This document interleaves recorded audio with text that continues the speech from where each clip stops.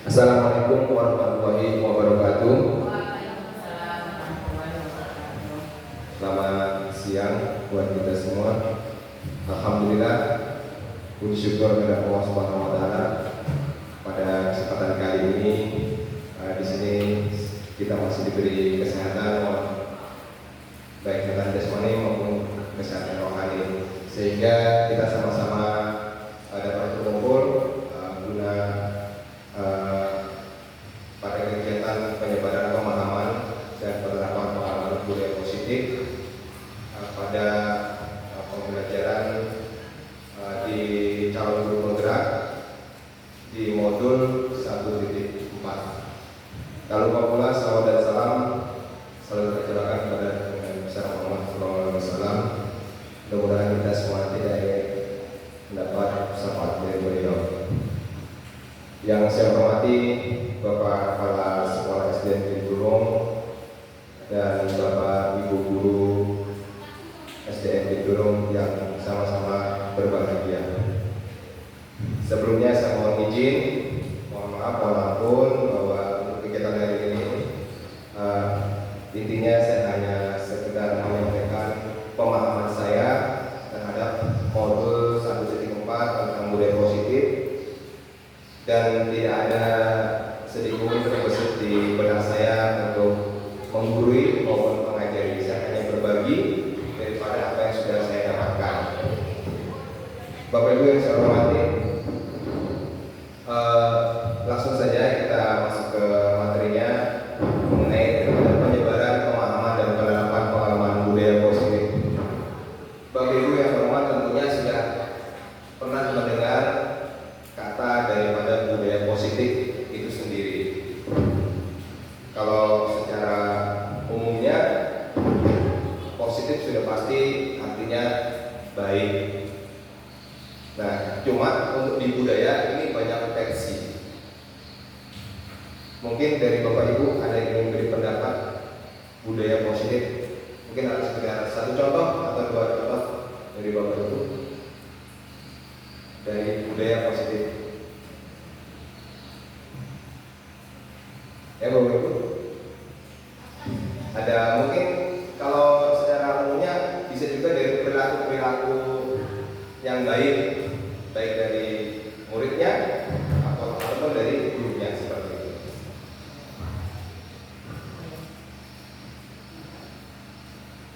Ya, banyak budaya positif ini. Bisa juga dari perkataan, perilaku kita, perilaku murid, seperti itu. Kita lanjut. Nah, ini pemahaman arti daripada budaya positif. Di sini budaya positif adalah salah satu tanggung jawab seorang guru untuk menciptakan suatu lingkungan positif yang terdiri dari warga sekolah yang saling mendukung, saling belajar, saling bekerja sama, sehingga tercipta kebiasaan-kebiasaan baik. Dari kebiasaan baik itu nanti akan tumbuh menjadi karakter yang baik pula bagi warga sekolah, dan pada akhirnya dari karakter tersebut akan membentuk sebuah budaya positif. Nah, itu pemahaman daripada budaya positif. Tentunya di sekolah kita sudah melaksanakan dan mengaplikasikan daripada budaya positif ini. Salah satu contoh yang sederhana, kegiatan setiap pagi kita sudah melaksanakan giat bersih secara bersama-sama dengan siswa. Seperti di gambar itu ada kita hari Jumat melaksanakan rutinitas kita, yaitu membaca surah Yasin dan bersolawat. Selain itu juga ada juga di pembelajaran yang Bapak Ibu lakukan di kelas, baik melalui yang bekerja sama, kemudian mengungkapkan pendapat, seperti itu. Nah, itu juga termasuk salah satu dari budaya positif.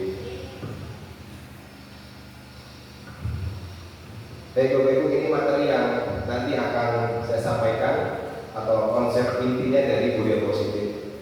Yang pertama adalah perubahan paradigma belajar, berikutnya disiplin positif, nilai-nilai kebajikan, kebutuhan dasar manusia, motivasi perilaku manusia, kemudian posisi kontrol guru, keyakinan kelas, dan terakhir adalah segitiga restitusi. Baik Bapak Ibu, dari 8 konsep budaya inti positif ini, mungkin ada beberapa kalimat atau kata yang asing terdengar dan masih baru. Sama seperti saya juga waktu mengikuti pelatihan kemarin, ada beberapa kata yang asing dan saya belum paham. Namun setelah saya laksanakan dan tentunya alhamdulillah mulai dapat paham daripada konsep-konsep yang ada di budaya positif ini. Kita lanjut untuk membahas materi yang pertama, yaitu pembelajaran paradigma baru.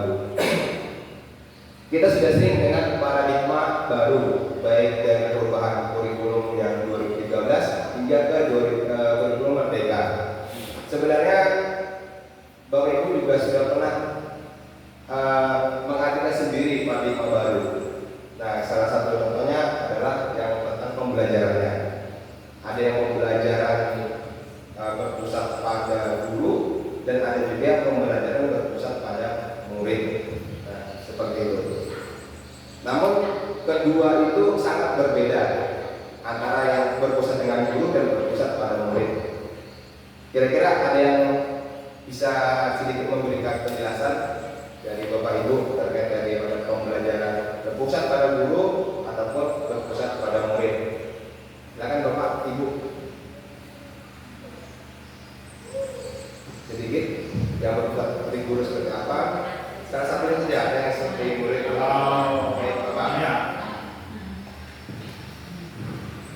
Assalamualaikum warahmatullahi wabarakatuh. Jadi untuk pembelajaran itu berpusat kepada guru, itu murid hanya bersifat sebagai penerima ilmu pengetahuan, sedangkan guru itu memberikan pembelajaran. Dia mulai daripada menyusun, mencari materi, menyusun, mencari materi, bahkan sampai menyampaikan. Jadi semua disampaikan oleh guru. Nah, pada dasarnya hanya beberapa yang bisa ya dilakukan, komunikasinya pun hanya kebanyakan paling satu arah dan dua arah saja. Nah, itu pembelajaran yang berpusat kepada guru. Jadi guru harus super semuanya, mempersiapkan, melakukan pelajaran dan semua. Jadi intinya apa? Guru sebagai sumber ilmu yang harus disampaikan kepada siswa. Jadi kita tukang doktrin lah ibaratnya. Nah, sedangkan di pembelajaran paradigma baru itu sudah berubah dengan apa? Dengan pembelajaran yang tidak lagi berpusat kepada guru, kembali berpusat kepada siswa. Di sana siswa bisa menentukan materi apa yang diinginkan. Semua kita sebagai guru-guru intinya hanya sebagai fasilitator dari apa yang menjadi bahasan di dalam materi tersebut. Kita hanya memfasilitasi apa-apa yang ada pada murid dengan tujuan nanti murid sendiri nanti yang mengerjakan, dan kita sebagai guru hanya mengarahkan, memfasilitasi. Nah, lalu di sanalah nanti akan bertemu pembelajaran materinya dari murid sendiri, apa yang dia mau. Makanya ini pembelajaran paradigma baru sesuai dengan kurikulum Merdeka. Pertama nanti yaitu tadi yang akan kita bahas, itu profil pelajaran Pancasila tadi. Itu rasanya jauh sekali memang perbedaan antara pembelajaran yang bersumber kepada guru dan bersumber daripada murid. Intinya itu, sumbernya dari guru, semua materi, semua sampai guru pengampanting semua mempersiapkan. Kalau ini kita guru sebagai fasilitator. Barangkali itulah untuk sementara. Nah, silahkan ada yang lain. Terima kasih Bapak sudah memberi penjelasan terkait pembelajaran berpusat pada murid dan pembelajaran berpusat pada guru. Mungkin masih ada pandangan dari Bapak Ibu guru yang lain? Dipersilakan. Baik. Nah, jadi Bapak dan Ibu, terkait daripada paradigma baru, terkhusus kita di SDN Bintulung, dan saya rasa bahwa kita semua ini sudah melaksanakan dengan pembelajaran yang berpusat pada murid, dan itu juga harapan dari kita semua. Karena dengan begitu peran kita sebagai guru di sini hanya sebagai fasilitator atau fasilitasi saja. Seperti tadi yang Bapak Sekolah sampaikan bahwa semua sumber pembelajaran itu berasal dari murid untuk murid, dan yang menentukan hasil daripada pembelajaran itu murid tersebut. Guru di sini hanya bisa merencanakan, memfasilitasinya. Nah, semua dikembalikan kepada murid. Nah, dari pembelajaran paradigma baru di sini tentunya nanti akan dirancang dengan prinsip pembelajaran berdiferensiasi. Nah, berdiferensiasi di sini artinya kebutuhan belajar murid di sini yang berbeda-beda, tingkat kemampuannya berbeda-beda. Nah, di sini Bapak Ibu harus bisa menentukan terlebih dahulu sebelum kita mengadakan kegiatan pembelajaran. Karena di satu kelas itu tentunya tingkat kompetensi siswanya berbeda-beda. Jadi kita harus bisa mendiagnosis daripada kebutuhan siswa tersebut. Mungkin yang tingkat pengetahuannya agak rendah, sedang, dan lebih tinggi. Berbeda pula kebutuhan belajar yang diingini oleh murid tersebut. Contoh hal sederhananya, misalnya siswa tersebut di pelajaran matematika, si A bisa berhitung dengan cara cepat, dengan tingkat kemampuan yang lebih tinggi. Kemudian yang lebih sedang, dia ada cara yang lain yang menjabarkan cara menghitungnya. Kemudian yang masih rendah, berbeda lagi, dia butuh dengan alat bantu, misalnya gambar atau media-media belajar matematika yang hitung lainnya. Nah, begitu pula untuk memenuhi kebutuhan belajar itu, guru harus terlibat aktif di sini untuk mendiagnosis terlebih dahulu. Nah, semua itu dilakukan hanya semata-mata untuk mewujudkan daripada cita-cita Ki Hajar Dewantara, yaitu profil pelajar Pancasila yang sudah kita ketahui ada 6 dimensi. Yang pertama adalah beriman kepada Tuhan Yang Maha Esa dan berakhlak mulia. Yang kedua berkebinekaan global. Yang ketiga bergotong royong. Keempat kreatif. Kelima bernalar kritis, dan keenam mandiri. Dari ke-6 dimensi ini diharapkan nantinya seluruh murid yang ada di khususnya di SDN Bintulung dapat paling tidak salah satu atau dua tiganya yang ada di situ dapat diterapkan pada murid kita.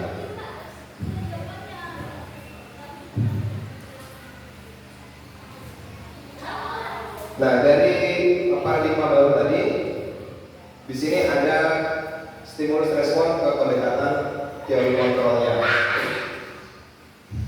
Ini sangat berbeda jauh daripada yang sudah saya pernah laksanakan di kegiatan pembelajaran yang saya lakukan. Stimulus respon yang pertama adalah realitas atau kebutuhan kita itu sama. Sedangkan di teori kontrol, realitas kebutuhan kita itu semuanya berbeda. Nah, contohnya di awal tadi sudah saya terangkan sedikit, kebutuhan belajar siswa itu tidak semuanya sama, namun itu berbeda-beda. Kemudian yang kedua, semua orang melihat hal sama. Teori kontrolnya, semua orang memiliki gambaran berbeda. Yang ketiga, stimulus responnya, kita mencoba mengubah orang agar berpandangan sama dengan kita. Ternyata teori kontrolnya, kita berusaha memahami pandangan orang lain tentang dunia. Nah, ini sangat jauh sekali terlihat perbedaannya. Kita tidak bisa mengubah pandangan orang, namun kita berusaha memahami pandangan orang tersebut. Berikutnya yang keempat, perilaku buruk dilihat sebagai suatu kesalahan. Ternyata di teori kontrol, semua perilaku memiliki tujuan, baik itu buruk maupun yang baik, semua ada tujuannya. Contoh kecil misalnya siswa kita dia datang ke sekolah mungkin terlambat, itu termasuk perilaku yang kesalahannya ada.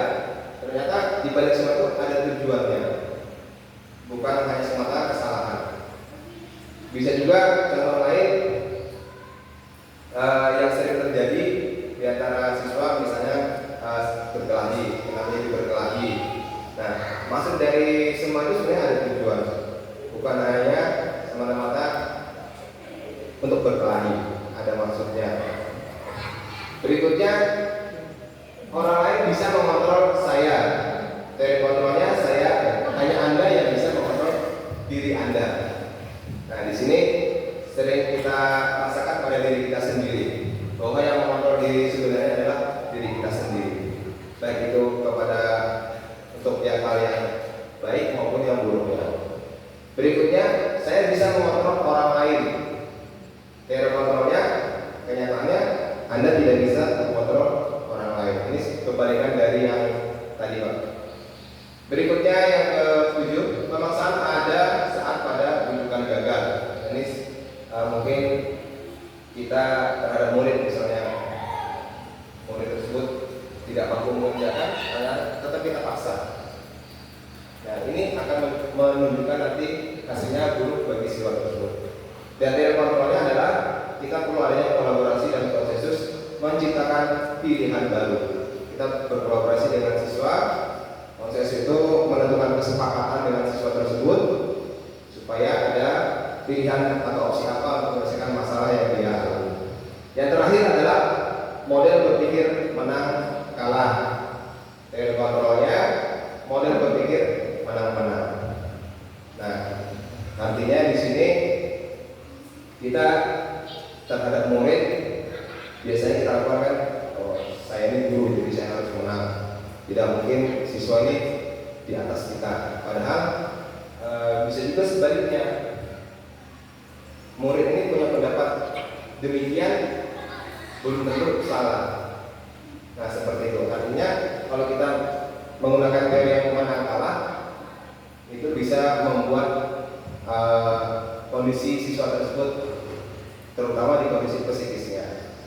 Kalau kita menggunakan model berpikir menang dan menang, nah ini nanti akan terjadi timbul di perasaan murid tersebut untuk lebih dapat memperbaiki apa yang dia lakukan, terutama mungkin kesalahan yang dia lakukan.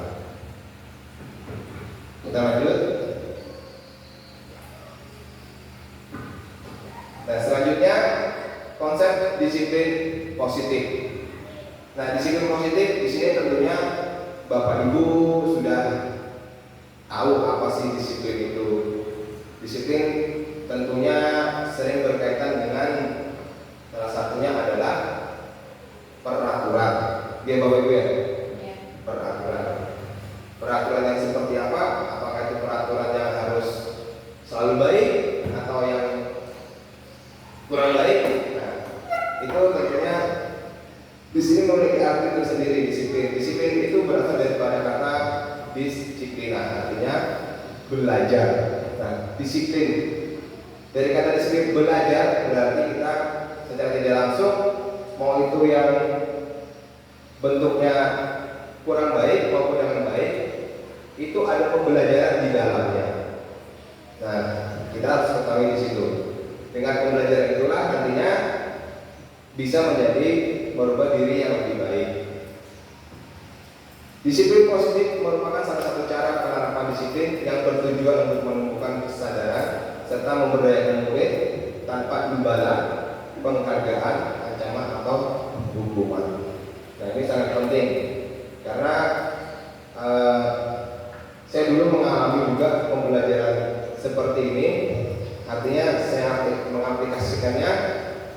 Jika kamu tidak dapat nilai sempurna, kamu tidak dapat anggaplah permen. Nah, itu salah satu penghargaan sebenarnya kurang baik, karena nanti siswa tersebut ingin berkembang hanya mengharapkan sesuatu tanpa ada timbul di dalam dirinya sendiri untuk merubah. Artinya saya ini bisa lebih baik seperti itu, karena dengan adanya penghargaan itulah siswanya bisa tidak kreatif, tidak mandiri seperti itu. Itu dampaknya. Berikutnya juga ada ancaman atau hukuman. Ini yang masih juga dulu sering saya lakukan seperti itu juga. Dan tujuan daripada kita sebagai guru terhadap disiplin positif ini adalah untuk menciptakan murid yang memiliki disiplin diri sehingga mereka berperilaku mengacu kepada nilai-nilai kebajikan universal dan memiliki motivasi intrinsik dalam perubahan perilaku ke arah yang lebih baik. Nah, ini yang saya sebut Motivasi intrinsik itu artinya motivasi diri murid yang timbul atau yang ada di dalam diri murid tersebut. Nah, bukan dari luar seperti tadi. Kalau tidak ada Pak Guru, dia ribut. Tapi kalau ada Pak Guru, siswanya bisa tenang. Nah, ini artinya motivasi intrinsik yang belum timbul di dalam diri murid. Nah, di sini kita mencoba nantinya agar bisa murid motivasi intrinsik ini ada di dalam dirinya. Nah, ini perlu kita gali nanti dan kita aplikasikan ke murid supaya motivasi diri ini dapat ada di tubuh di dalam diri murid tersebut.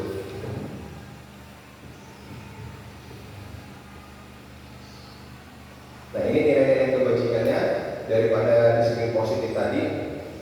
Nilai yang disepakati bersama, nilai kebajikan itu adalah nilai yang disepakati bersama, lepas dari suku, bangsa, agama, bahasa maupun latar belakangnya. Di sini ada contoh nilai kebajikan dari institusi atau organisasi. Nah, nilai kebajikan ini nanti bisa juga dibuat oleh Bapak Ibu di kelas dengan mengadakan namanya kesepakatan kelas, bisa di kolaborasikan dengan murid. Nah, nanti setelah disepakati bisa ditaruh di depan kelasnya supaya siswanya bisa ingat nilai kebajikan yang ada di kelasnya tersebut. Sebenarnya nilai kebajikan ini bukan hanya di kelas, namun mencakup luasnya di sekolah juga ada. Contohnya yang profil pelajar Pancasila sudah jelas, ada beriman dan bertakwa pada Tuhan Yang Maha Esa dan berakhlak mulia. Yang kedua berkebinekaan global, kemudian gotong royong, mandiri, kreatif dan bernalar kritis. Ini nilai kebajikannya. Contohnya kalau yang beriman dan bertakwa pada Tuhan, pengaplikasiannya seperti kita setiap Jumat itu sudah termasuk daripada yang membaca Yasin, itu sudah termasuk yang kebajikan yang pertama, beriman dan bertakwa pada Tuhan. Itu contohnya. Kemudian yang untuk di organisasi primary leadership program ada juga toleransi, rasa hormat, integritas, mandiri, menghargai, antusias, empati, keingin-tahuan, kreativitas, kerjasama, percaya diri, dan komitmen. Kemudian pada organisasi life skill dapat dipercaya, lurus hati, pendengar yang aktif, tidak merendahkan orang lain, dan memberi yang terbaik dari diri. Nah, dari nilai kebajikan ini saya sudah coba membuat dengan siswa saya di kelas. Namanya pertama saya buat keyakinan kelas. Itu sudah saya buat dengan kelas 4 dan alhamdulillah terbentuk ada 8 nilai keyakinan kelas.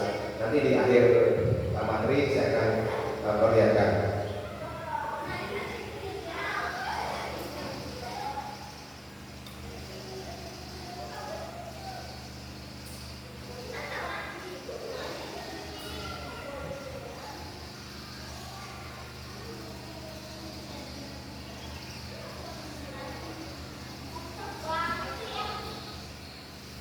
Baik, kita lanjutkan.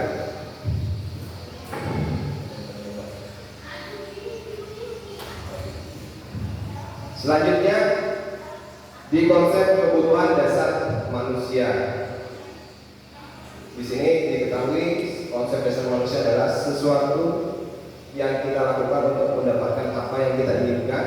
Seluruh tindakan yang kita lakukan memiliki tujuan tertentu dan semua usaha terbaik yang kita lakukan adalah dalam rangka agar kebutuhan dasar kita terpenuhi dengan baik. Nah, tentunya terkait dari kebutuhan dasar ini, salah satunya mungkin yang sudah Bapak Ibu ketahui, contohnya dalam hal makan dan minum saja.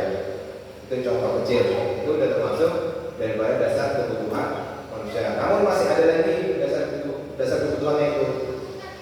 Dan ini nanti tentunya kita sebagai guru wajib dan harus tahu kebutuhan dasar apa yang diperlukan oleh murid-murid kita. Nah, agar lebih jelas, di sini ada 5 dasar kebutuhan manusia. Yang pertama adalah kebutuhan dasar bertahan hidup. Di sini termasuk daripada makanan, pakaian, tempat tinggal, keamanan dan kesehatan. Kemudian kasih sayang dan rasa diterima. Ada rasa menerima, dipedulikan, berbagi, kerjasama, jadi bagian dalam kelompok. Berikutnya penguasaan, dalamnya ada harga diri, keinginan untuk dianggap, memimpin, berprestasi, diakui dan didengar. Kemudian pada kebebasan, mandiri, memiliki pilihan, mencoba hal baru, mampu mengendalikan arah dirinya, dan terakhir adalah kebutuhan yang kesenangan. Di sini bermain, humor, antusiasme, dan tertawa. Nah, dari 5 dasar kebutuhan manusia yang ada ini, tentunya menurut Bapak Ibu dari kelima ini, murid kita yang ada di kelas, kira-kira mana yang belum terpenuhi atau yang sudah terpenuhi yang mana? Kasih sayang dan rasa terima apa sudah terpenuhi? Sudah. Ya. Tentunya kita sebagai guru menyayangi murid-murid kita, dan murid pun juga menyayangi sesama temannya dan peduli bekerja sama juga ketika belajar, kolaborasi. Kemudian merasa jadi bagian kelompok.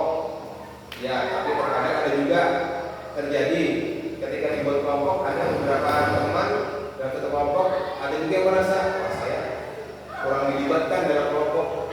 Nah, dia merasa belum menjadi bagian kelompok. Berikutnya contohnya pada penguasaan. Nah, di sini harga diri, keinginan yang dianggap, memimpin, prestasi dalam ini sudah hampir semuanya didapatkan oleh murid Bapak Ibu. Tapi ada nggak yang belum dari kelima ini kira-kira? Yang kesenangan sudah. Kebebasan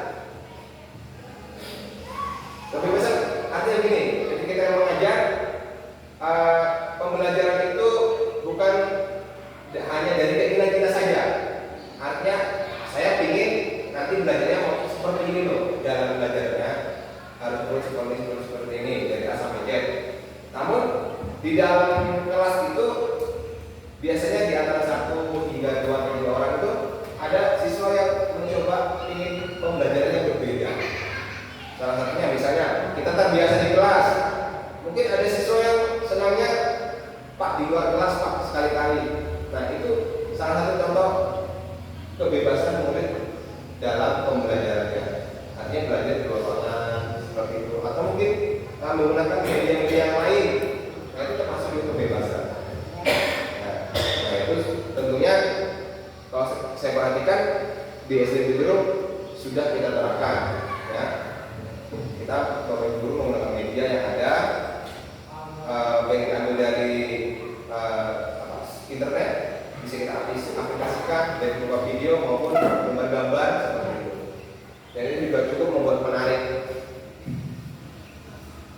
Kemudian kesenangan, nah ini sudah ya kita mengajar sambil sedikit ada humor, bercanda, bermain tapi sambil belajar ya.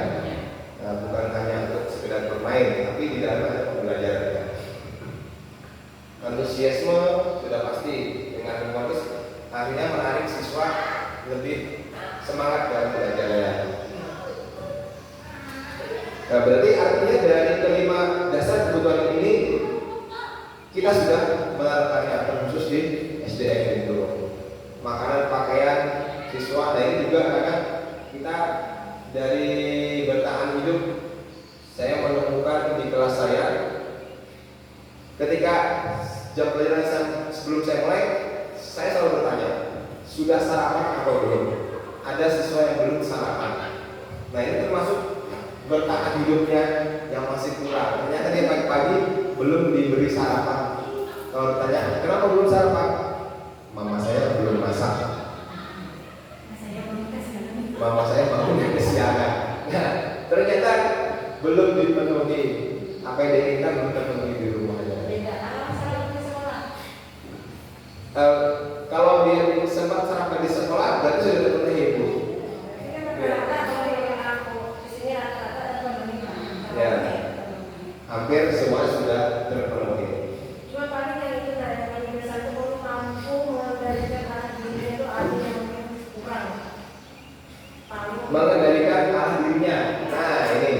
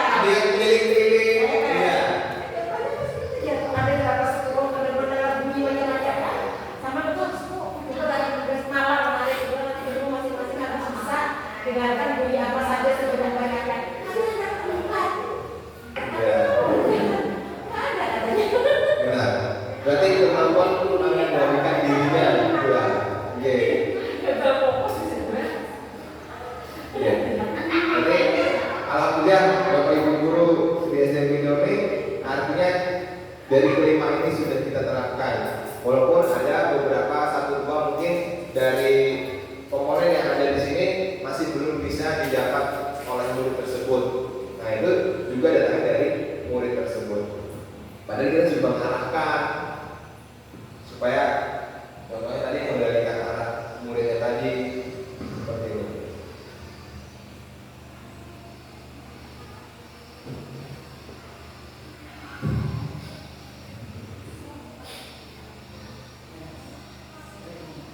Kita lanjut pada motivasi perilaku manusia. Di sini ada motivasi ekstrinsik dan motivasi intrinsik.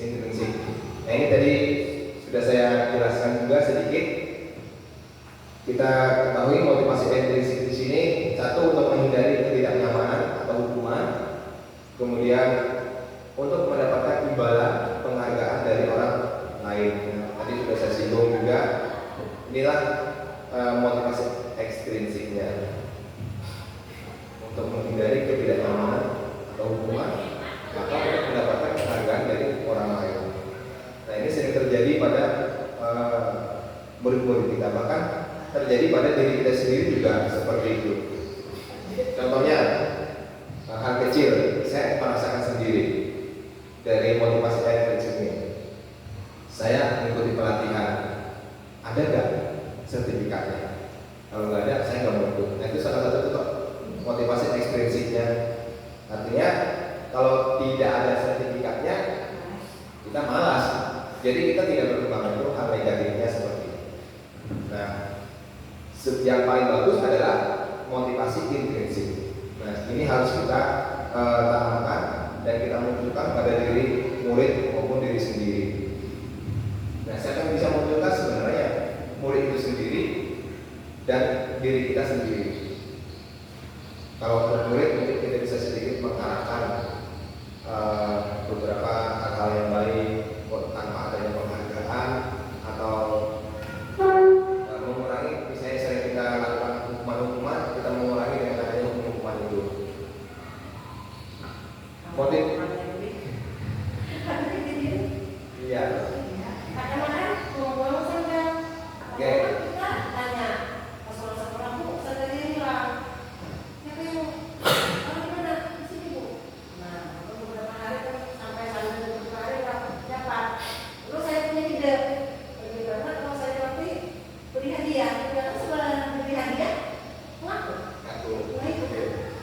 Berarti artinya ada yang didapat baiknya ya. Nah, berarti kan dengan penghargaan dia mampu mengakui. Iya, karena ada bukunya tadi, jadi mengaku. Iya. Iya. Nah, jadi berarti ya motivasi untuk dia menemukan dari ekstrinsik tadi ya, bukan dari intrinsiknya, dari ekstrinsiknya. Nah, ternyata dialami oleh ibu senior kita. Tidak jauh-jauh. Nah, Bapak Ibu tentunya juga mengalami semua hal itu. Nah, motivasi intrinsik ini untuk menjadikan orang yang mereka inginkan dan menghargai diri sendiri dengan nilai-nilai yang mereka percaya. Nah, ini kalau murid contohnya misalnya sebelum belajar mereka tanpa disuruh, kalau di tempat kita otomatis mereka sudah berdoa sendiri. Walaupun Bapak Ibu gurunya belum masuk, karena ada kesibukan, mereka pasti baca doa sendiri tanpa disuruh. Artinya, ya kemudian membuang sampah, istirahat, mereka sudah langsung dengan sendirinya. Itu artinya intrinsiknya sudah dapat di dalam diri mereka.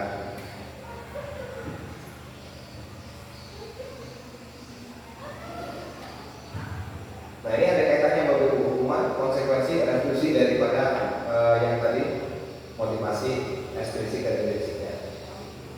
Hukuman di sini tidak terencana atau tiba-tiba. Kemudian yang kedua, murid tidak tahu apa yang akan terjadi atau tidak dilibatkan. Yang ketiga, bersifat satu arah. Yang terakhir, berupa hukuman fisik atau psikis. Kemudian yang kedua, konsekuensi. Konsekuensi ini terencana atau disepakati sesuai peraturan. Yang kedua, murid tetap dibuat tidak nyaman. Yang ketiga, sikap guru selalu memonitor murid atau memantau. Nah, dari kedua hukuman dan konsekuensi ini saat ini masih yang sering kita terapkan di dalam diri kita sebagai guru. Saya pun juga setelah mengetahui menghadiri materi ini, di dalam diri saya ada rasa bersalah yang luar biasa terhadap murid-murid yang sudah pernah kita ajarkan. Contohnya tentang hukuman, misalnya tidak membawa buku misalnya pelajaran. Kemudian kita sebagai guru sedikit kesal ya. Kenapa kamu tertinggal bukunya? Dengan alasan yang tidak masuk akal.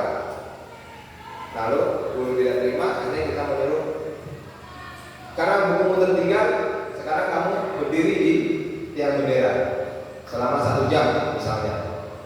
Atau ada juga yang misalnya terlambat, datang terlambat, kemudian ngantuk-ngantuk matanya. Tiba-tiba, ini udah jam berapa? Sudah jam 8 lewat. Harusnya kamu sudah datang dari tadi. Karena kamu terlambat, silakan kamu berdiri atau lari mengelilingi lapangan sekolahan 5 kali. Nah, ini termasuk bentuk hukuman. Kemudian kalau yang konsekuensi ini terencana, artinya sebuah peraturan. Biasanya ini sering kita lakukan dan sepakati bersama murid. Yang tidak mengerjakan PR, besok kalau tidak mengerjakan, nanti diberi sanksi bernyanyi di depan kelas. Muridnya, siapa? Sepakat. Nah, ternyata ada terjadi. Iya.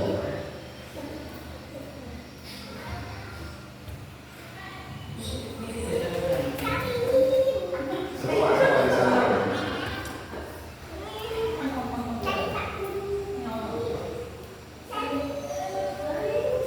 Nah, ini salah satu contoh budaya positif langsung dipraktekkan oleh siswa-siswa kita. Alhamdulillah. Kita lanjut, Bapak Ibu. Tadi sampaikan konsekuensi.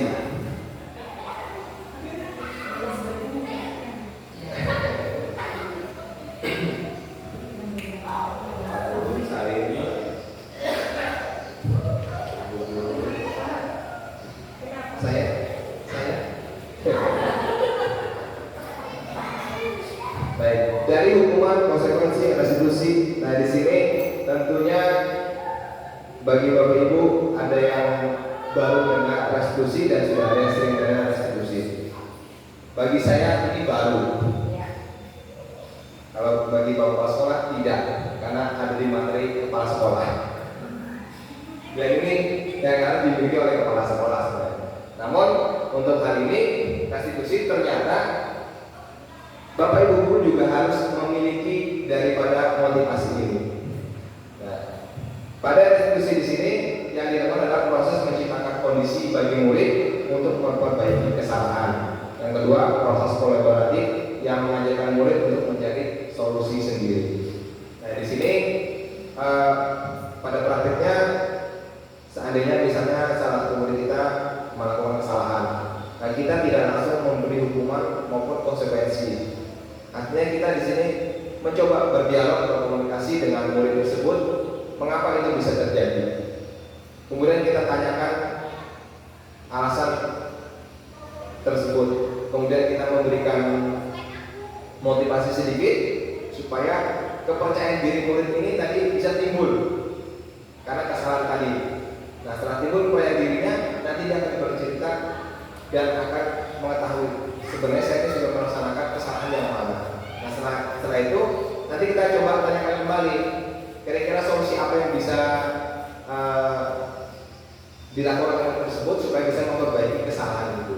Nah, artinya semua kesalahan yang dilakukan murid, nanti murid tersebut yang melakukan sendiri untuk memperbaikinya. Nah, ini restitusi seperti itu gambaran kecilnya.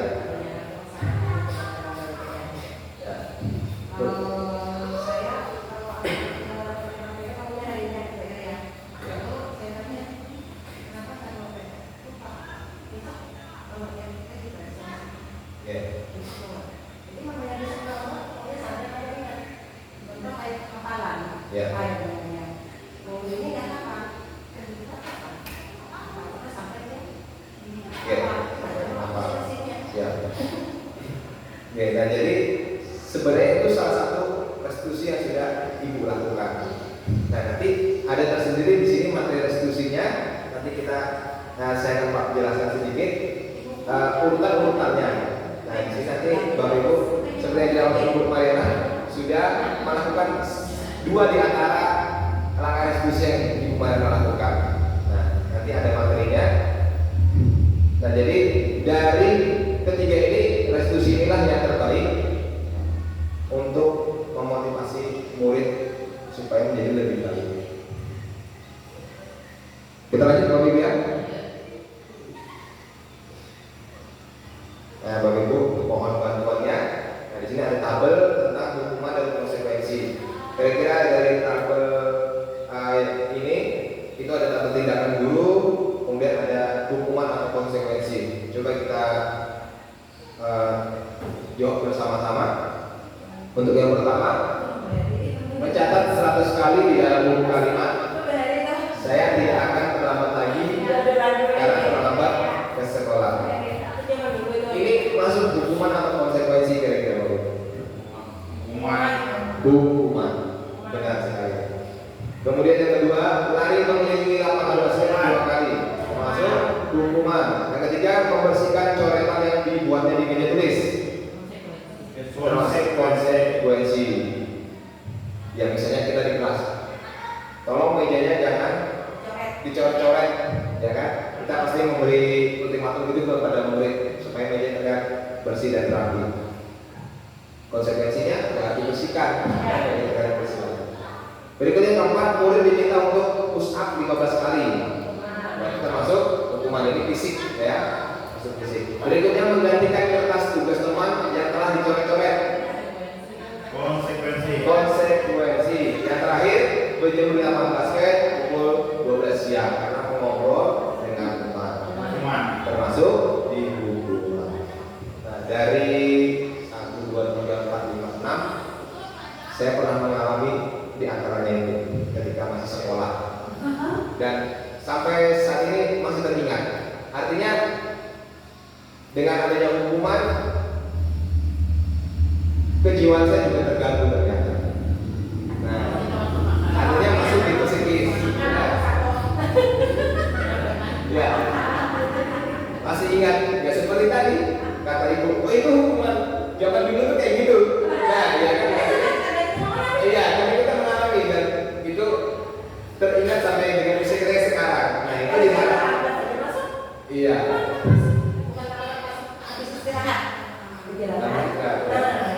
Itu diharapkan untuk siswa jenis mikro jangan sampai ada seperti itu. Nah, jadi ini lari keliling lapangan sudah pernah saya lakukan. Tidak hafal kalian, silakan lari keliling dulu di lapangan. Tidak mau ketika piket tidak bersih di kelasnya, push up dulu. Ada juga saya pernah ketika melakukan depan kelas tinggal 1 aja yang terakhir yang 9 tidak selesai, ditendang kaki saya pakai sepatu lagi ya. Sepatunya kebetulan bapak gurunya matematika pada itu luar biasa, lumayan kenceng. Kalau ke sekolah bawanya sepatu safety yang depannya lumayan keras, pas ditendang di tulang kering. Sampai sekarang masih bekas. Ya. Nah, jadi ini hukuman dan konsekuensi. Jadi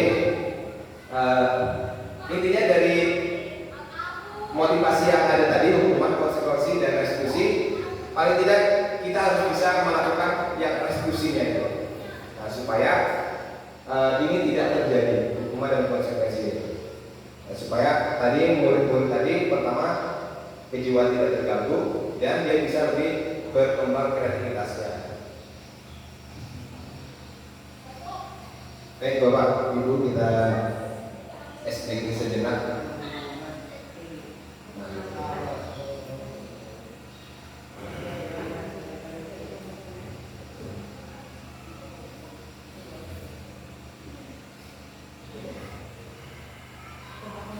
Ya. Di sini kita SDG ada 7 gambar yang harus kita tebak. Yang pertama, amatilah setiap gambar dengan teliti. Yang kedua, tebaklah isi gambar yang dimaksud.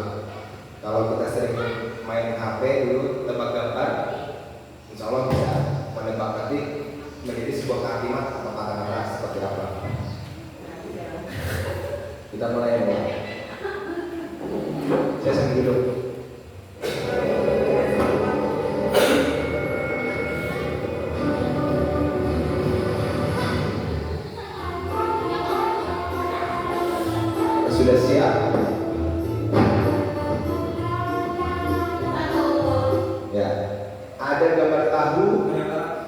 Kemudian U sampai dengan I berarti menjadi I adalah kira-kira apa itu? Tahi malah. Kita cek jawabannya. Maka tahilah.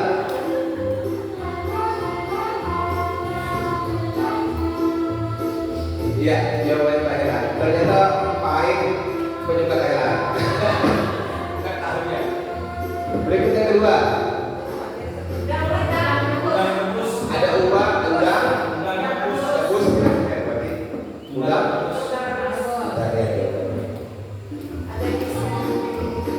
Iya, jawabannya udang rebus. Yang ketiga, ada gambar naga, itu lambang listrik ya. Berarti tenaga. Orang benar? Iya, tenaga listrik. Benar. Lanjut, sama Pak. Nah ini dia, ada ada air. Berarti tuang air, tubing air. Oke, kita buka gambarnya.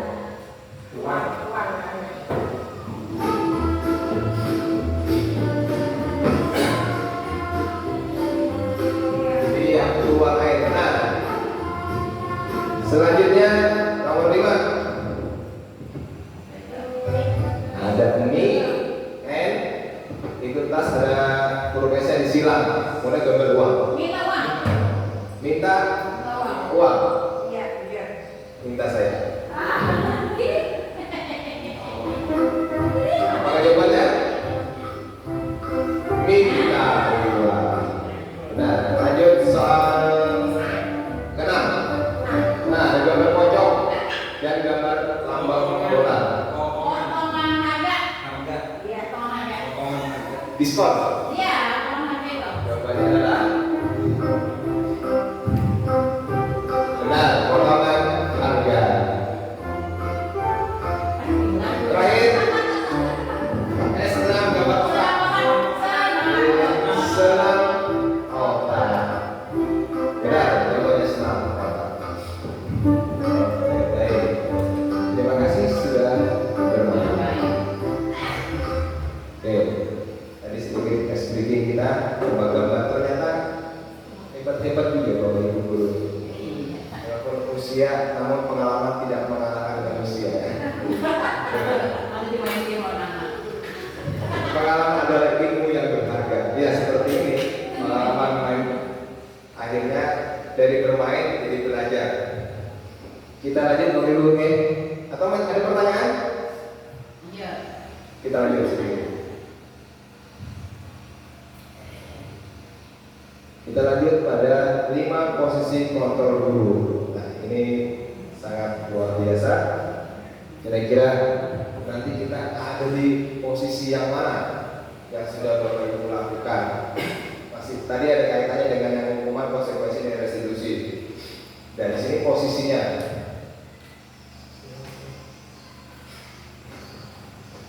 Ada posisi yang pertama sebagai penghukum, sebagai pembuat merasa bersalah, guru sebagai teman, guru sebagai pemantau, dan terakhir guru sebagai manajer. Nah, dari kelima posisi ini, kalau penghukum tadi seperti contohnya sudah di awal kita paparkan bersama-sama. Kemudian membuat merasa bersalah, berarti kita seolah-olah ikut merasakan apa yang dirasakan oleh siswa itu atas kesalahannya. Kemudian sebagai teman, seperti kita lakukan sampai dengan saat ini, kita terkadang juga ikut berbincang-bincang dengan siswa, duduk bareng, ngobrol bareng dengan siswa, kita juga sudah sebagai teman. Kemudian pemantau, nah kita ini memantau, memonitor, baik dari dekat maupun dari jauh, murid si A, si B, tingkatannya seperti apa, itu sebagai pemantau.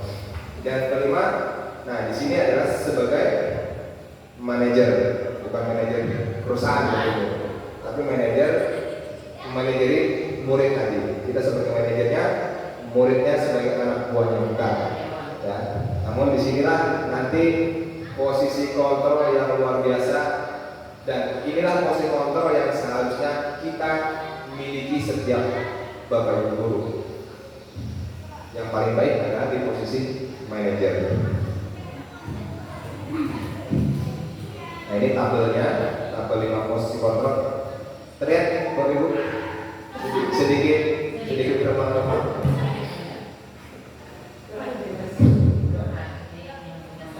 Ada tabel motivasi, kemudian identitas gagal. Di sini kontrol dari luar. Ada penghukum dan membuat orang merasa bersalah. Kemudian identitas berhasil atau dikatakan sukses disuruh sebagai teman dan sebagai pemantau. Kemudian identitas berhasil sukses, ini kontrol diri. Nah ini pada posisi manajer. Kemudian motivasinya atau guru berbuat sebagai penghukum, contohnya menghardik, menunjuk-nunjuk, menyakiti, menyindir. Kemudian membuat orang merasa bersalah, berceramah dan mengatakan seharusnya kamu seperti ini, seharusnya bla bla bla. Bapak kecewa. Berikutnya guru berbuat sebagai teman, maksudnya membuat alasan-alasan untuk murid. Kemudian sebagai pemantau menghitung dan mengukur murid tersebut. Sebagai manajernya, guru berbuat mengajukan pertanyaan-pertanyaan. Berikutnya guru berkata, ini kalimat yang diucapkan kepada murid. Pada posisi penghukum, kalau kamu tidak melakukannya, awas ya, rasakan. Kemudian pada posisi pembuat merasa bersalah, kamu seharusnya sudah tahu, ibu lelah sekali mengatakannya, ibu stres. Kemudian sebagai teman, nah kita mengajak, ayolah lakukan demi ibu. Masa kamu tidak mau? Ingat, tidak Bapak pernah bantu. Ingat tidak Bapak pernah bantu. Kemudian sebagai pemantau, nah ini biasanya kita tanyakan pada murid, kamu tahu nggak peraturannya apa? Ingat nggak peraturannya apa? Ingat nggak kalau hari ini hari apa? Ingat ya jam masuk jam berapa? Itu sebagai pemantau. Berikutnya sebagai manajer, yang dikatakan apa yang kita yakini, apa yang bisa kau kerjakan untuk memperbaiki masalah ini. Kemudian hasilnya, jika pada posisi penghukum, murid memberontak, menyalahkan orang lain dan dapat berbohong. Kemudian pembuat merasa bersalah, menyembunyikan, menyangkal dan berbohong. Kemudian kalau teman, nah ini bisa menjadi ketergantungan. Kalau kita sebagai pemantau, menyesuaikan diri bila diawasi. Jika tidak diawasi, maka tidak dilakukan. Ya, ada pak guru, diam, tidak ada pak gurunya, ribut. Kemudian kalau manajer, nah ini bisa menguatkan pribadinya murid tersebut. Kemudian pada kaitan dengan dunia berkualitas, pada penghukum, muridnya meletakkan guru di luar dunia berkualitas. Kemudian kalau pembuat merasa bersalah, murid meletakkan guru di dalam dunia berkualitas. Jika sebagai teman, murid meletakkan guru sebagai orang yang sangat penting di dunia berkualitas. Sedangkan sebagai pemantau, murid hanya meletakkan guru peraturan dan hukum di dunia berkualitas. Sedangkan pada posisi manajer, murid meletakkan dirinya sebagai individu yang positif dalam dunia berkualitas. Selanjutnya murid berkata, nah ini perkataan murid, ketika di posisi penghukum, biarkan saja, nanti juga marah-marah lagi. Kemudian pada posisi membuat bersalah, maafkan saya, sering berucap kata maafkan saya, berarti dia merasa membuat merasa bersalah. Berikutnya sebagai teman, saya pikir bapak atau ibu teman saya, ternyata begitu. Berikutnya sebagai pemantau, kata muridnya, berapa banyak bintang yang saya harus peroleh, berapa halaman yang harus saya tulis. Itu sebagai pemantau. Kemudian sebagai manajer, murid berkata, bagaimana caranya saya bisa memperbaiki keadaan, atau bagaimana saya bisa memperbaiki kesalahan yang saya lakukan. Seperti itu. Kemudian dampak pada murid ketika sebagai penghukum, dampaknya bisa mengulangi kesalahan tersebut. Kemudian sebagai pembuat merasa bersalah, murid merasa rendah diri. Sedangkan sebagai teman, dia akan menjadi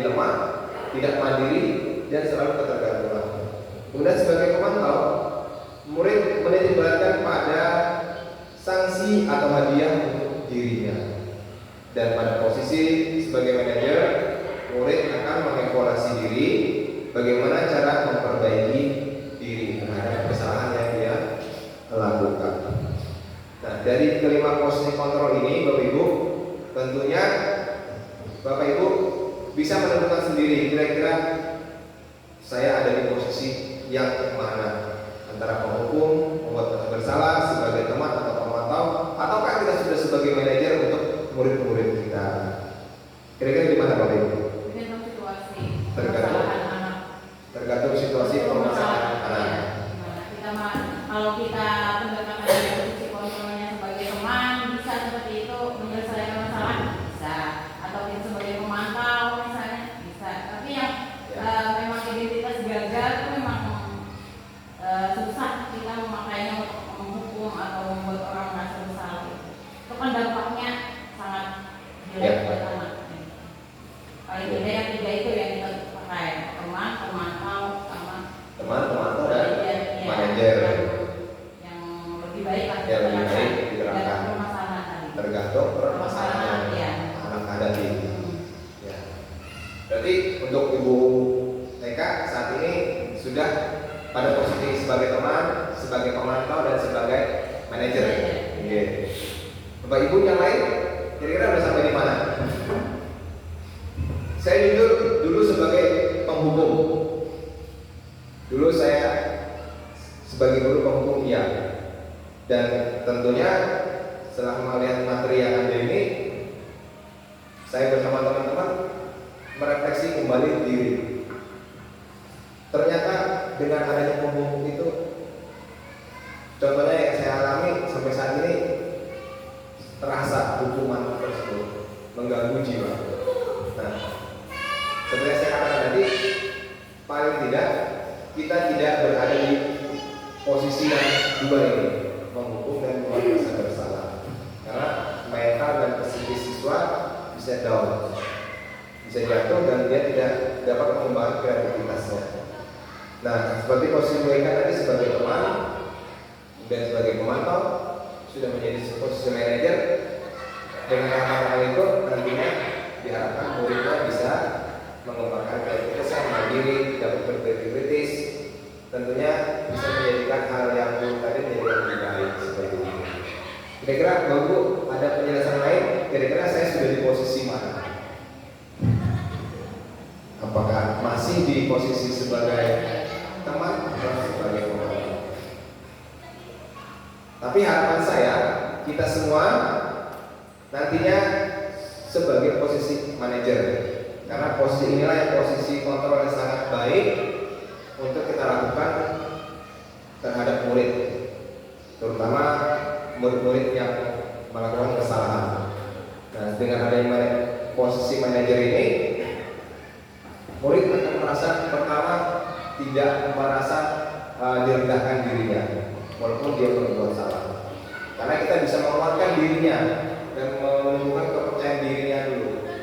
Nah, dengan tumbuhnya kepercayaan diri tadi, dia mampu mengekspor kesalahan dia, mampu merefleksi kesalahannya dia sendiri, dan menemukan cara yang terbaik apa yang saya lakukan untuk memperbaiki kesalahan itu tadi. Nah, ternyata manajer ini sangat baik, dan ini ketika saya pelajari ini, posisi ini saya rasakan ketika saya sempat berdialog dan berbincang dengan Bapak Kepala Sekolah, dan beliau menawarkan posisi sebagai manajer. Itu saya rasakan, dan saya pun bisa menemukan solusi dari solusinya saya temukan terhadap masalah yang saya hadapi seperti ini. Dari sini masih ada yang ingin Bapak tanggapi atau bertanya sebelum lanjut? Lanjut? Ya. Kita lanjut. Nah, ini contoh daripada penerapan 5 proses kontrol guru. Kasusnya adalah murid tidak lengkap memakai atribut sekolah saat upacara bendera. Sebagai penghukum tadi, selama 1 jam tiang bendera. Artinya kita menyuruh murid hormat di tiang bendera karena tidak memakai atribut sekolah. Alhamdulillah di SD kita tidak terjadi. Kemudian yang kedua, pembuat merasa bersalah. Berapa kali Bapak harus beritahu kamu selalu saja mengecewakan Bapak Ibu. Nah ini kita merasa membuat dia selalu bersalah. Saya rasa ini tidak terjadi, ya. Berikutnya, sebagai teman, ayo dong ikuti aturan sekolah, atau tolong bantu Bapak Ibu ya sekali lagi. Ya sudah, tidak apa-apa, lain kali jangan sampai berbuat ini lagi ya. Nah ini sudah kita lakukan juga di posisi ini. Kemudian sebagai pemantau, kamu sudah melanggar aturan sekolah, kamu tahu konsekuensinya. Setelah upacara, kamu beri atributnya ke koperasi dan jangan diulangi. Nah, ini kalau di sekolah menyediakan, ya. Tapi kalau kita kan biasanya paling tidak sering depan sudah harus dilengkapi. Kalau tidak ada, silakan beli di pasar atau di toko yang ada penjual atribut. Dan terakhir adalah sebagai manajer. Nah di sini kita berdialog dengan murid tersebut. Apakah kamu tahu kesalahanmu? Artinya kita supaya dia itu bisa berbicara kesalahan apa sih kira-kira yang sudah dia buat. Kira-kira bagaimana kamu memperbaiki kesalahanmu? Nah,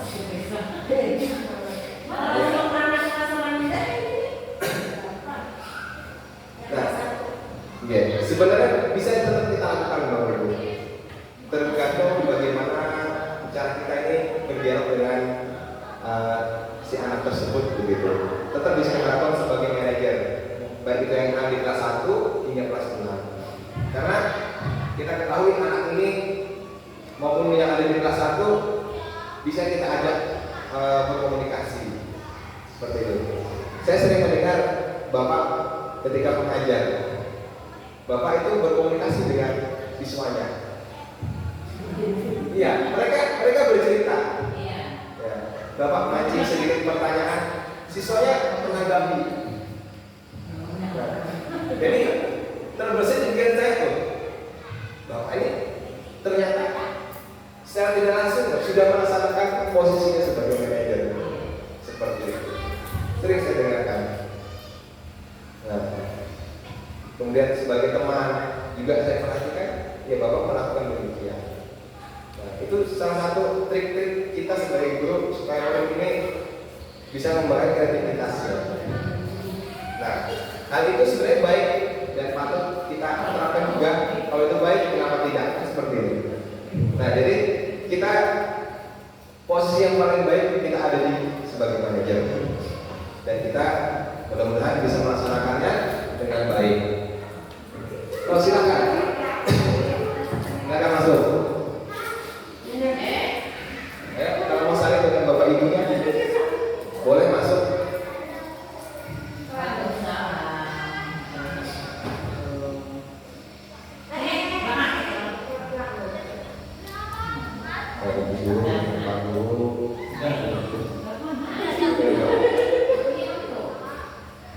Laila, nyanyi dulu Laila.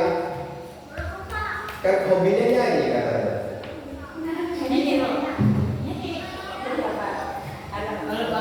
Sudah.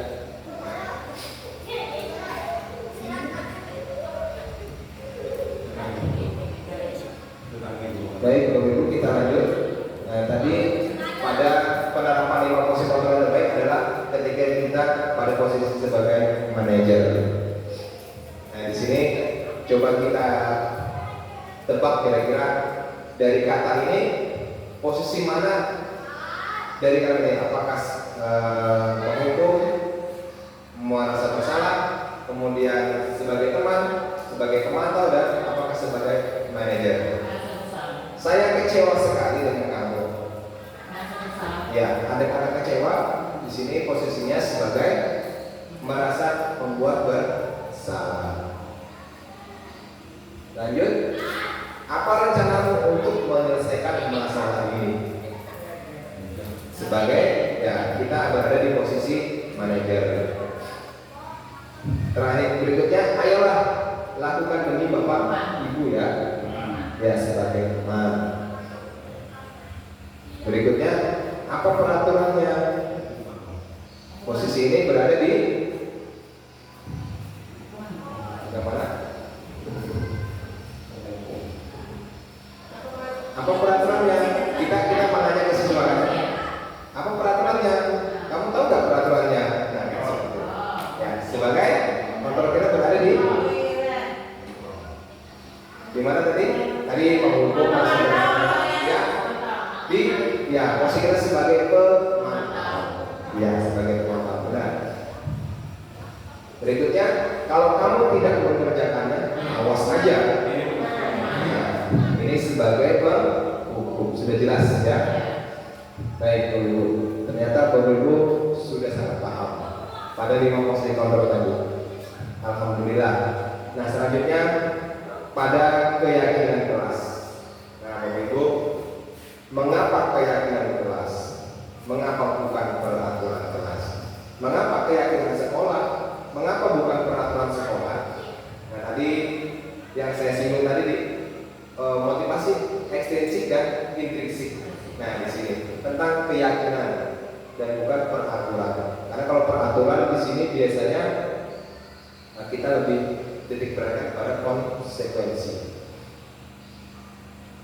Mungkin Bapak Ibu ada sedikit bisa menambahkan mengapa keyakinan kelas dan mengapa bukan peraturan kelas.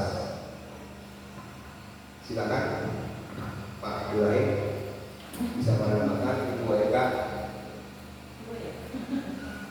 Ibu Maria. Kok harus keyakinan kelas? Kok bukan peraturan kelas?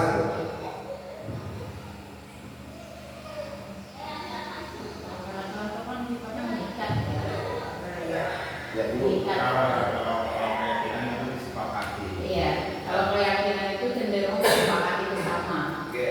Nah, jadi menumbuhkan keyakinan bahwa anak ini bagus. Nah, sedangkan peraturan itu kan cenderung mengikat, cenderung harus dilakukan. Sedangkan pada kondisi tertentu anak ini kan belum tentu dia bisa melaksanakan peraturan itu. Nah, itu mungkin perbedaannya. Terima kasih Ibu sudah menjelaskan mengapa keyakinan kelas tadi. Ada tambahan lagi dari Ibu dan Bapak? Nah, jadi kurang lebih seperti itu keyakinan kelas. Nah, keyakinan kelas ini artinya nanti murid dapat meyakini daripada kesepakatan yang sudah dia bentuk dan dia tentukan bersama-sama, ya, yang dibantu oleh Bapak Ibu guru yang ada di kelas tersebut. Nah, mereka membuat bersama-sama keyakinan kelas yang ada di dalam kelas mereka. Namun keyakinan kelas ini artinya nanti murid ini tidak merasa ada yang mengawasi. Misalnya hal kecil ketika membuang sampah, tidak mesti harus disuruh Bapak Ibu gurunya baru dia membuang. Namun dengan adanya keyakinan kelas ini, dengan sadar diri tumbuh dari dalam diri murid tersebut, dia mampu melaksanakan adanya keyakinan kebersihan kelasnya. Nah, seperti itu gambaran kecilnya. Beda dengan peraturan tadi, ya. Kita next. Nah, di sini contoh keyakinan kelas yang sudah saya bentuk bersama siswa kelas 4. Pertama, datang tepat waktu. Kemudian yang kedua, budaya salam sebelum sapa. Yang ketiga, menjaga kebersihan. Contoh kecil tadi membuang sampah seperti itu. Kemudian yang keempat, berdoa sebelum dan sesudah belajar. Ini sudah mereka lakukan tanpa disuruh oleh Bapak Ibu, oleh saya.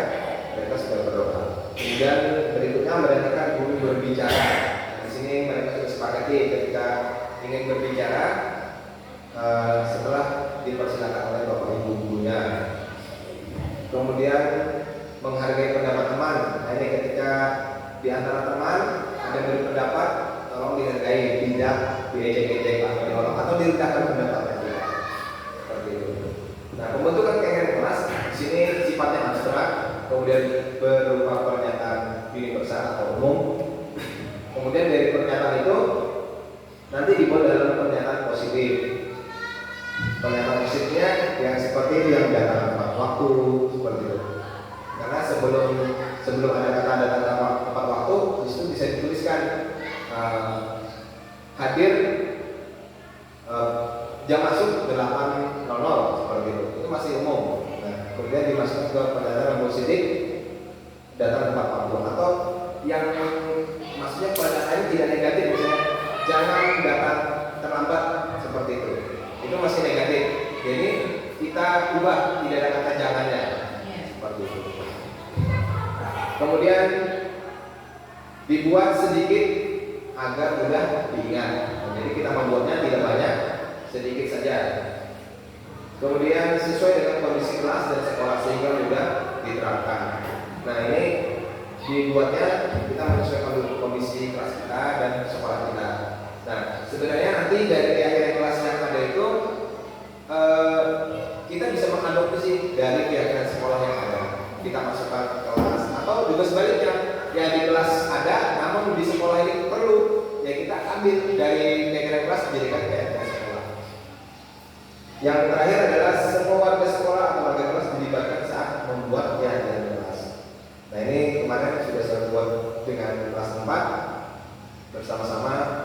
Mereka membuat, saya berikan kalian membuat kelas kalian yang seperti apa peraturannya, atau nanti dijadikan sebuah keyakinan kelas.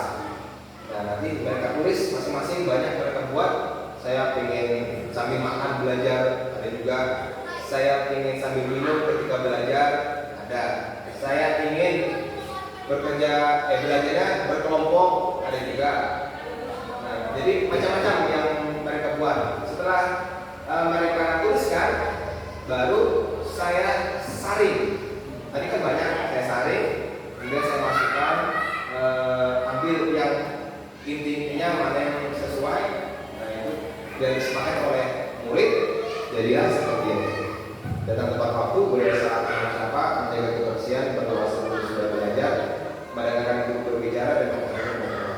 Nah, sebenarnya kalau dikumpulkan tuh banyak sekali. Mereka punya keinginan yang ada dalam kelas.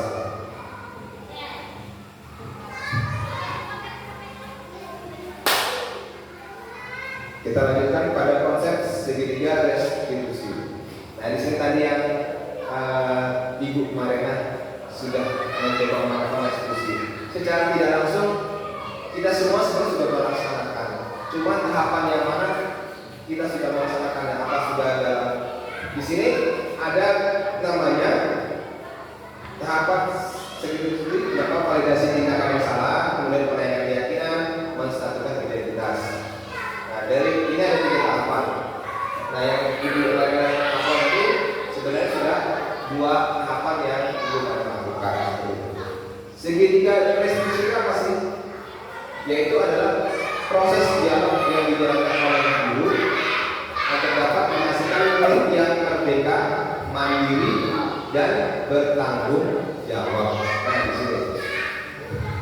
Jadi urutannya dari segitiga restitusi adalah dari menstabilkan identitas. Yang pertama, kita menemukan kepercayaan diri murid itu setelah melakukan hal itu. Kita berdialog di situ, menanyakan apa yang sudah kamu lakukan, kemudian apa kesalahan yang kamu lakukan. Nah, itu kita lakukan. Kemudian kita melakukan validasi tindakan kesalahan itu. Nah, kita menanyakan mengapa kamu bisa melakukan kesalahan itu. Seperti itu. Nanti dia akan berbicara. Kemudian terakhir adalah menanyakan keyakinan. Di sini kita menanyakan keyakinan. Nah, kalau ada keyakinan kelas, kita hubungkan dengan situ. Misalnya, kamu tahu tidak kesalahan yang kamu kamu tahu tidak keyakinan kelas apa yang sudah kamu langgar pada hari ini? Misalnya dia membuang sampah sembarangan. Nah, berarti keyakinan kelasnya yang dia langgar adalah menjaga kebersihan tadi. Setelah itu, barulah terakhir kita memberi solusi pada murid kita sebagai manajer tadi. Kira-kira solusi apa? Langkah apa yang bisa dilakukan untuk memperbaiki kesalahan tersebut? Nah, seperti itu. Nah, nanti kita coba sedikit ada video video dialognya. Nah, ini untuk kalimat-kalimat daripada menstabilkan identitas. Yang pertama, berbuat salah itu wajar. Tidak ada manusia yang sempurna. Dan ibu atau bapak juga pernah melakukan ini. Kemudian ibu bapak tidak mencari siapa yang salah, tapi ibu bapak ini mencari solusi dari masalah ini. Kemudian kamu berhak merasa begitu. Artinya berdasarkan prinsip ini, membuat kesalahan adalah bagian dari proses pembelajaran. Nah, saya singgung di awal adalah kesalahan semua yang kamu itu belum tentu yang tidak baik, namun ada tujuannya. Nah, itu juga sebagai proses pembelajaran. Nah, itu kalimat-kalimat yang bisa kita ucapkan kepada murid ketika menstabilkan identitasnya, menentukan kepercayaan dirinya, supaya dia tidak merasa down ketika melakukan kesalahan. Berikutnya pada langkah validasi tindakan yang salah. Nah, di sini bisa menggunakan kalimat pertama, kamu pasti punya alasan mengapa melakukan hal itu. Kemudian, padahal kamu bisa melakukan yang lebih buruk dari ini. Kamu patut bangga karena telah melindungi sesuatu yang penting buatmu. Terakhir, kamu melakukannya karena mengungkapkan sesuatu yang penting bagimu. Nah, itu beberapa kalimat tentang validasi tindakan yang salah. Langkah terakhirnya adalah kita menanyakan keyakinan. Di sini berdasarkan prinsip teori kontrolnya bahwa pada dasarnya kita termotivasi secara intrinsik. Nah, ini tadi motivasi intrinsiknya kita timbulkan di sini pada terhadap murid. Kalimat yang pertamanya, apa keinginan kelas kita?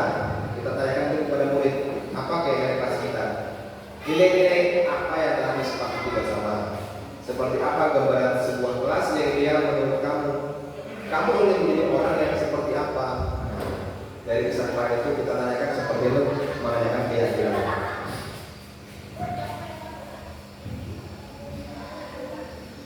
Nah, Bapak Ibu, ini salah satu video terakhir studi diskusi yang saya lakukan.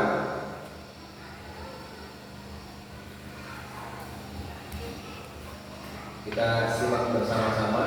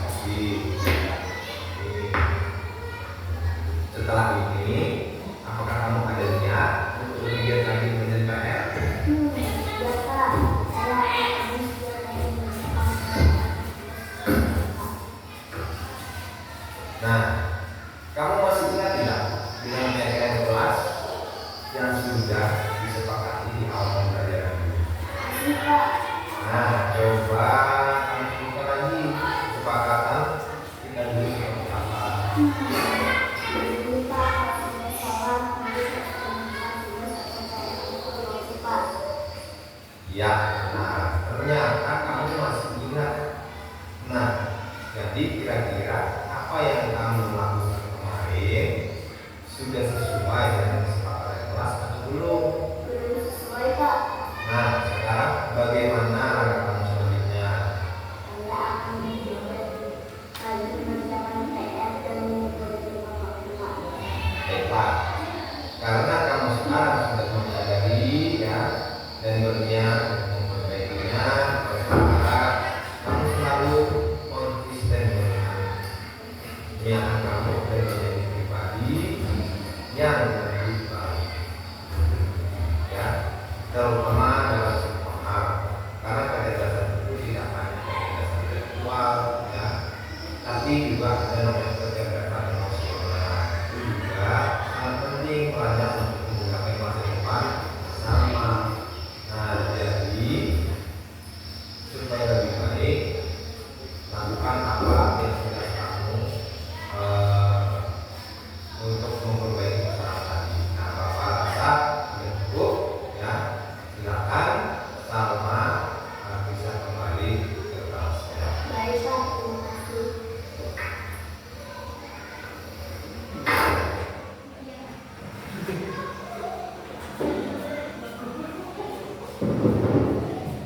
Ya, ini salah satu praktik kita segitiga restitusi yang coba saya lakukan bersama siswa saya Salma Rizky Amalia.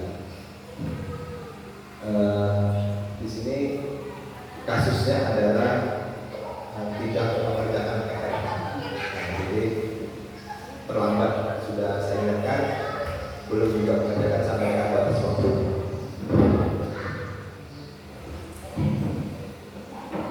Bapak Ibu, sebelum saya lanjut, ada yang ingin bertanggapan terhadap materi yang sudah saya sampaikan? Atau masih ada yang ingin bertanyakan? Saya persilakan. Atau beri masukan-masukan terhadap materi yang saya sampaikan tadi?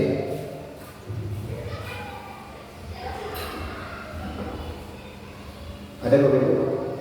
Baik, kalau tidak ada, kita lanjut pada bagian terakhir yaitu penutup. Nah, pada penutup ini dalam penerapan program disiplin positif hendaknya guru memiliki standar kepribadian profesional dan sosial yang baik, di mana guru mampu merefleksikan dirinya dalam posisi kontrol saat ini. Bagaimana perjalanan dirinya sebagai among atau manajer yang menuntut murid-muridnya menjadi insan yang mandiri, merdeka, dan bertanggung jawab. Ini sesuai standar pendidikan nasional. Diharapkan saya berharap Bapak Ibu terkait daripada budaya positif dengan konsep-konsep yang tadi dapat kita laksanakan di sekolah kita, dan tentunya kita sebagai guru di sini sesuai dengan kurikulum Merdeka dan filosofi Bapak Cahaya Dewantoro, kita guru ini hanya menuntut murid dan sebagai among, seperti itu. Artinya semuanya pembelajarannya berpusat pada murid, dan muridlah yang menentukan kemana dia nantinya langkahnya untuk melangkah menjadi lebih baik. Kita hanya mengarahkan, menuntun, seperti itu. Demikian Bapak Ibu pemaparan dan penyampaian pada kegiatan diseminasi pada hari ini, dan mudah-mudahan yang saya sampaikan tadi ada manfaatnya buat kita semua, terutama bagi saya sendiri, untuk terus dapat mengembangkan kompetensi saya terkait daripada budaya positif yang sudah saya sampaikan tadi. Dan saya akhiri, sebelum saya juga saya terima kasih atas kesempatan waktu yang diberikan kepada saya, karena sudah menyita waktu belajar Bapak Ibu semua. Saya Ria Kalam, Wabillahi taufiq wal hidayah.